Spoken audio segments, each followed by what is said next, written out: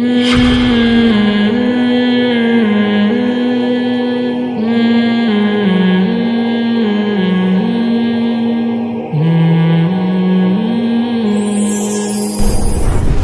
بہن بھائیوں کے رشتوں کو جوڑتے ہیں, توڑتے نہیں ہیں. اور گرل فرینڈ کا جو رشتہ ہے نا, یاد رکھو, اس کے جوڑنے کا کوئی ثواب اسلام میں نہیں ہے. غیر مسلموں میں گرل فرینڈ کا کلچر ان کے کلچر کا حصہ بن چکا ہے. اسی وجہ سے یہ چیز مسلم سوسائٹی میں بھی امپورٹ ہو رہی ہے. خوب سمجھ لو, سب سے غلیظ اور گندا اور پلید اور ناپاک اور گوبر والا رشتہ بوائے فرینڈ اور گرل فرینڈ کا رشتہ ہے. یہ اتنا غلیظ رشتہ, کسی کو بتاتے ہوئے نا شرمایا کرو کہ میری گرل فرینڈ ہے. یہ ناپاک رشتہ ہے, اس محبت پہ کوئی ثواب نہیں ملتا. ان کا فزیکل ریلیشن ہوا, 4 گواہوں سے ثابت ہو گیا ان کمبختوں نے زنا کیا ہے, تو اسلام کہتا ہے ان کو کوڑے مارو. شادی شدہ نے گرل فرینڈ رکھی ہوئی ہے, اسلام کیا کہتا ہے, حکومت کو کہتا ہے آپ نہ یہ کام کریں کہ اس کو زمین میں گاڑ کے پتھروں سے مار کے ہلاک کر دو. اور کنوارا یہ کام کرتا ہے, گرل فرینڈ رکھتا ہے, تو اسلام کیا کہتا ہے, چوک پہ 100 کوڑے مارو اس کو. اتنا غلیظ, اتنا گندا, اتنا پلید رشتہ کس کا, گرل فرینڈ اور بوائے فرینڈ کا. غیر مسلموں میں فخر ہے, پوچھتے ہیں آپ کی کوئی گرل فرینڈ ہے تو اس کو یہ تحفہ دیں. آپ زمین میں گڑ جایا کرو یہ بتاتے ہوئے کہ میری کوئی گرل فرینڈ ہے. نہیں آ رہی میرا خیال بات سمجھ میں؟ گرل فرینڈ سے رشتہ جوڑو گے, خدا کی نظر میں ناپاک اور پلید بن جاؤ گے, زانی کہلاؤ گے. بیوی سے جتنا قریب ہوگے اللہ کی نظر میں اتنے ہی مبارک اور مقدس بن جاؤ گے. سمجھتے ہو, بیوی سے محبت پہ ثواب ہے. بیوی کے سامنے جھوٹی تعریف کرنے پر بھی, حدیث میں آتا ہے جھوٹ بولنا کہیں بھی جائز نہیں ہے, لیکن بیوی کو خوش کرنے کے لیے, اس کی جھوٹی تعریف کے لیے جھوٹ بولنے پر بھی ثواب کر دیا. اللہ تعالی نے قانون چینج کر دیا اپنا, کہ اگر جھوٹ موٹ تعریف کر دو کہ خوش ہو جائے گی وہ, تو کوئی بات نہیں ہے, جھوٹ بولنا بھی جائز ہے. اتنا اللہ کو میاں بیوی کا رشتہ محبوب ہے. نبی صلی اللہ علیہ وسلم نے فرمایا جب مرد اپنی زوجہ سے خواہش پوری کرتا ہے اللہ اس پہ بھی ثواب دیتے ہیں. صحابہ نے عرض کیا یا رسول اللہ وہ تو اپنی خواہش پوری کر رہا ہے, اس پہ ثواب کیوں؟ آپ نے فرمایا بتاؤ اگر وہ کسی عورت سے زنا کرتا, یعنی گرل فرینڈ کے پاس جاتا, تو گناہ ملتا کہ نہیں ملتا؟ صحابہ نے کہا ضرور. فرمائے کیا بات ہے کہ تم گناہ کو گناہ تو کاؤنٹ کر رہے ہو, حلال میں ثواب کو کاؤنٹ نہیں کر رہے. اس نے برائی سے اپنے آپ کو بچایا ہے. تو یہ غلیظ گندا رشتہ, یہ اس کو جتنی برا بلا کہو نا کم ہے. جب بھی کوئی آپ کا دوست آ کے بتایا کرے نا میری گرل فرینڈ ہے, آپ بولو یار بڑا پلید رشتہ ہے یار, بڑا گندا, بڑا غلیظ, بھنگیوں والا کام کیا تو نے یار. پھر اپنی دوسری بات فوراً چینج کر دو.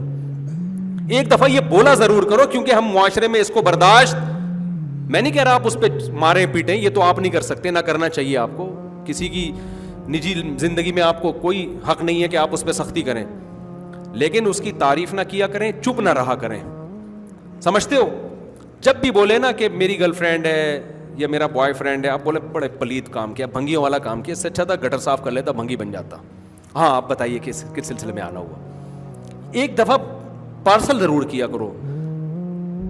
چپ بیٹھے ہوئے ہوتے ہیں. میرے پاس ایک دفعہ میں سفر پہ تھا تو ایک شخص آیا اپنی گرل فرینڈ کو لے کر, لڑکا تھا, یونیورسٹی میں کہیں ٹور پہ نکلے ہوئے تھے, ہم بھی گلگت چترال گئے ہوئے تھے, وہ بھی پورا بس بھر کے نا لڑکے لڑکیوں کی جاتے ہیں لوگ یونیورسٹیوں میں. ماں باپ نے تو اپنی بیٹیوں کو بالکل ماشاءاللہ بے غیرت بنانے میں کوئی کسر چھوڑ گئی. ماں باپ چاہتے ہیں اچھی ڈاکٹر بنے ہماری بیٹی, کماؤ پوت بنے, کمائے, تو ان کو اس سے کوئی غرض نہیں ہے. بوائے فرینڈ کے ساتھ جا رہی ہے, لڑکوں کے ساتھ جا رہی ہے. آج کل یہ ٹینشن ختم ہو گئی, آخرت کی فکر نہیں ہے نا.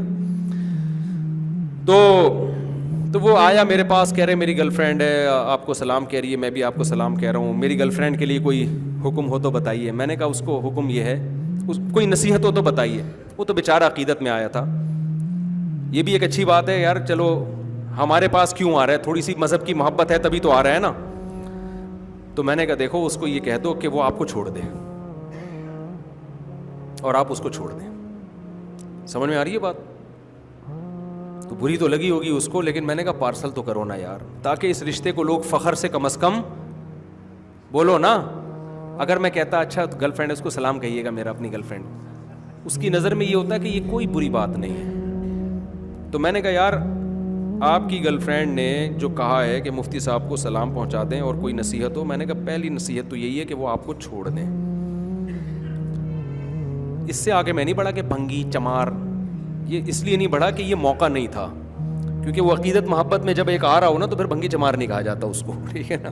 آپ کے تو عقیدت محبت میں نہیں, وہ ویسے ہی آ رہا ہے سلام دعا کے لیے, لیکن یہ بھنگیوں چماروں والا رشتہ ہے, یہ عزت داروں والا رشتہ بولو نہیں ہے. پھر مجھے بعد میں فوراً ایک دم بعض دفعہ ایمرجنسی میں کوئی بات ہوتی ہے نا, تو بعد میں مجھے خیال آیا کہ مجھے ایک جملہ ایڈ کر لینا چاہیے تھا کہ اگر اسی کے ساتھ رہنا ہے تو نکاح کر لو, اور آ جاؤ میں نکاح پڑھا دیتا ہوں یہیں پہ. ہمارے ساتھ اور بھی 2-3 علماء تھے, تو مجھے یہ خیال ہونا بعد میں خیال ہے کہ یار میں نے بڑا چانس مس کر دیا. میں ان سے کہتا, اس کی گرل فرینڈ سے بھی, اس کو بھی کہتا کہ اس پلید رشتے کو ایک جائز رشتے میں فوراً تبدیل کر لو, کوئی ٹینشن کی بات نہیں, ابھی دونوں آ جاؤ, گواہ بیٹھے ہوئے, ابھی نکاح پڑھا کے اس رشتے کو کیا کر دیتا ہوں, ایک جائز میاں بیوی بن جاؤ گے. اور رہنے کی نیت سے, اس نیت سے نہیں کہ گلگت سے واپسی کے ٹور پہ ہم نے کیا کرنا ہے, وہ اس نے عدالت سے خلع لینی اور اس نے طلاق دینی ہے, ایسا کچھ نہیں. رہ لو یار, کیا جا رہا ہے یار تمہارا, کتنا آسان ہے, ابھی بھی تو گھوم ہی رہے ہو نا, میاں بیوی بن کے گھومو, لائف کو انجوائے کرو, اور رہنے کی نیت سے.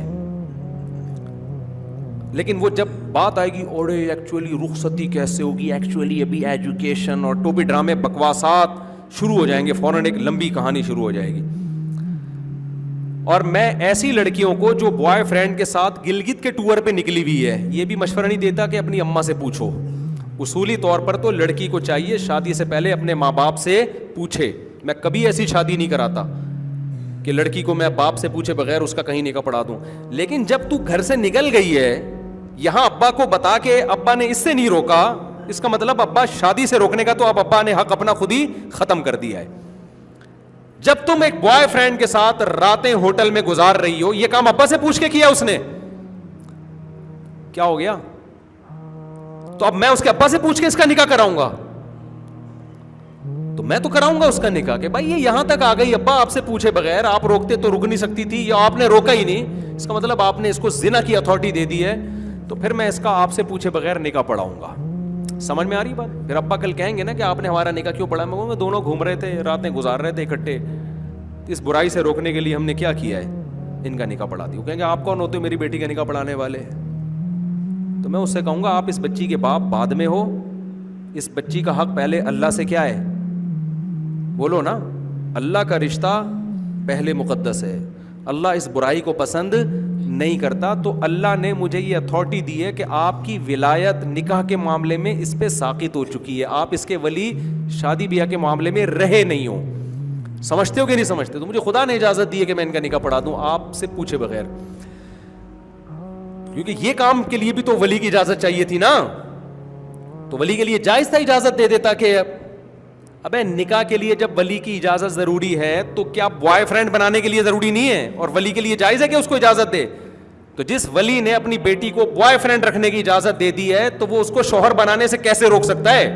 نہیں آ رہی کھوپڑی میں تو جو چل رہے ہو چلتے رہو بیٹھ کے. بال اصل بات میں یہ کر رہا تھا, جب کوئی بتایا گیا میری گرل فرینڈ ہے تو بولا یار بڑا گندا بھنگیوں والا کام کیا, اور صلاحیے کیسے آنا ہوا, آپ فوراً موضوع چینج کر دو کیونکہ پھر وہ برسے گا آپ کے اوپر, تو کون ہوتا ہے مجھے روکنے والا. تو ایک دفعہ یہ پارسل کر دیا کرو تاکہ اس کو شاید اس کے ضمیر جاگ جائے کہ میں کوئی اچھا کام نہیں کر رہا, شاید اپریشیٹ نہ کیا کرو.